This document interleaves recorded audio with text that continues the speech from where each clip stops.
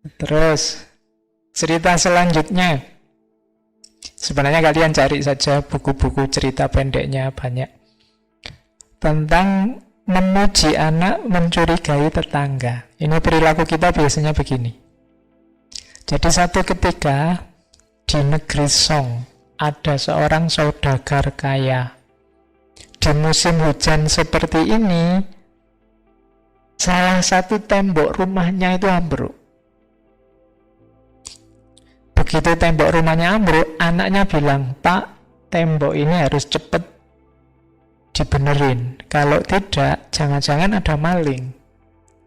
Tetangganya lewat juga bilang begitu, "Pak, ini lo ambruk. Sampean harus cepat-cepat memperbaiki. Kalau tidak begitu ada maling loh."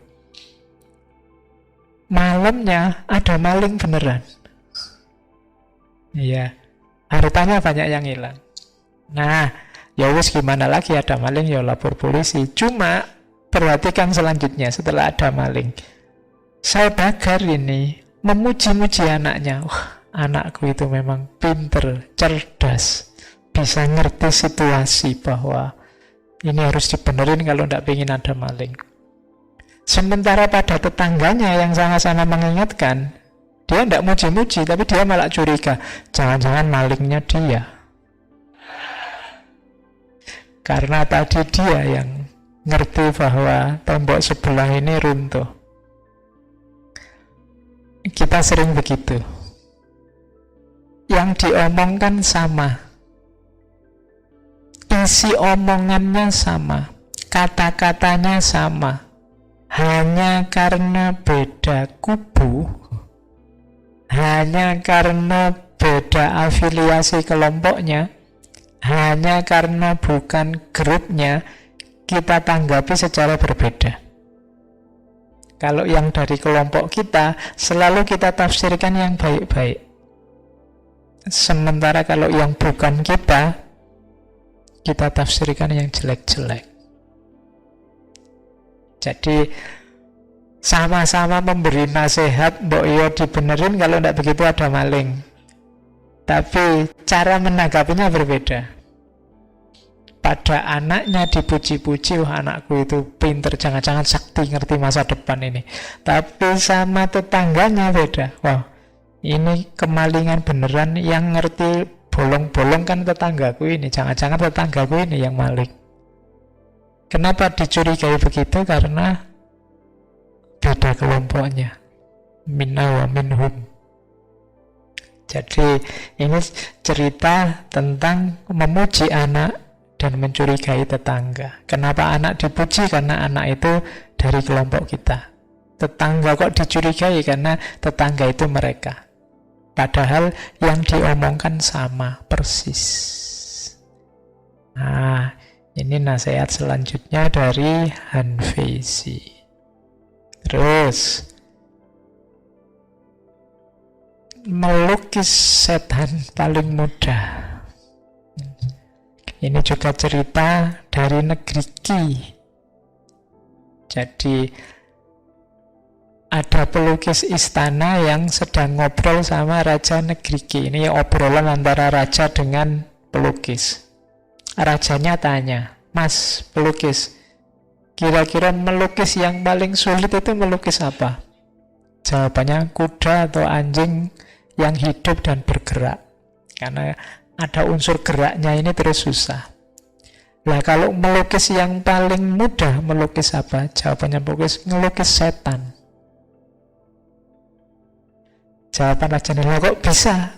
Paling mudah kok melukis setan? Ya, kalau saya melukis kuda atau anjing, setiap orang tahu kuda itu kayak gimana, anjing itu kayak gimana. Begitu salah apa keliru, orang langsung bilang keliru, salah, jelek. Tapi kalau setan, enggak ada orang yang tahu wujudnya. Jadi enggak iso salah wis. Kamu gambar kuda kok kepalanya terlalu besar, orang protes. Tapi kalau kamu gambar setan kepalanya terlalu besar, oh ya wong setan. Ya kan? Tangannya kekecilan, oh ya wong setan. Jadi gambar setan itu paling mudah. Di TV-TV kan banyak tuh itu. matanya ditutup, gambar jin, gambar setan, itu tenang aja, gampang. Nggak bisa keliru gambar kayak gitu itu. Oh ya, nggak ada orang tahu. Iya. Oke. Pesan moralnya apa? Yang pertama kayak tadi, sebenarnya ini pesan tentang objektivitas. Kita tidak bisa komentar tentang sesuatu yang kita tidak tahu. Pinter-pinterlah membedakan mana pemahaman, mana ngarang. Banyak orang ngomong tentang sesuatu yang tidak dia tahu, itu sama seperti orang ngelukis setan. Jadi tidak jelas. Tidak ada orang tahu, ya tidak ada salahnya. Orang juga tidak tahu salahnya di mana. Isinya hanya spekulasi-spekulasi. Makanya mengkritik orang ngomong tentang hal-hal yang abstrak, hal-hal yang metafisik, itu susah. Kenapa? Tidak ada yang tahu aslinya gimana. Kamu mau mengkritik besok itu di akhirat kita akan ketemu dengan sekian ribu bidadari misalnya. Loh, itu bantah ya susah. Mau dibantah gimana? Tidak dibantah gimana? Kenapa tidak ada yang tahu? Barang metafisik.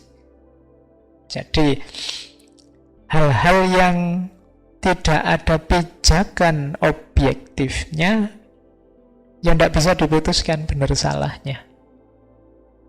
Jadi makanya kalau ada yang, Pak saya sulit Pak belajar filsafat yang bagian metafisika itu. Oh, metafisik kok susah, tidak ada yang tahu aslinya. Wis kuwarangan ya mesti bener.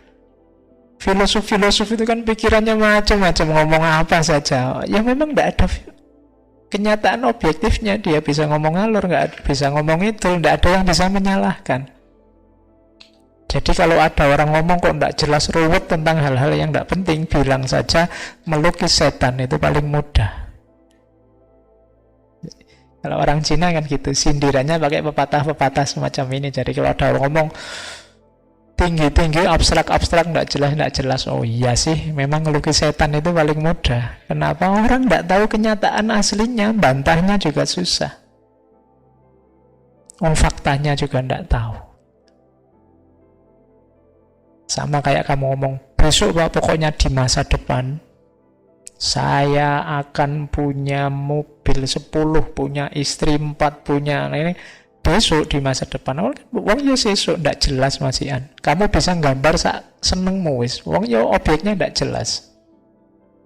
Jadi melukis setan itu paling mudah. Pelajaran tentang objektivitas. Kalau ngomong, perhatikan kalau ada orang ngomong, kadang-kadang kamu terpesona dengan omongannya, coba perhatikan, jangan-jangan dia sedang melukis setan.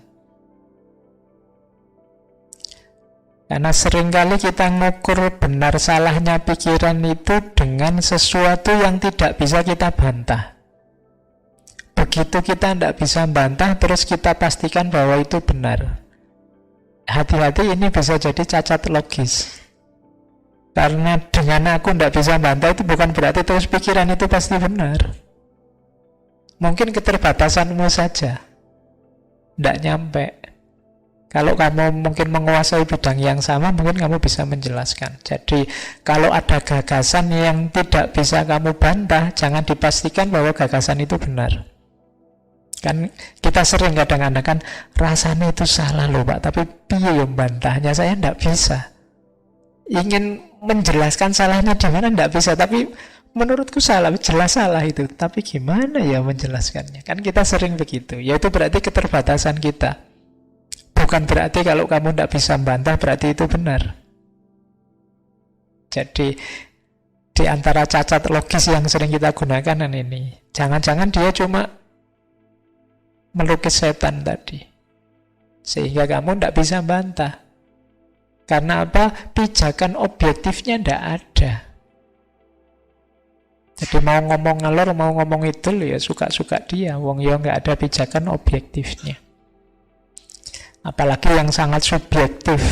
Sangat subjektif itu kan orang lain tidak bisa meraba. Hanya dia yang tahu.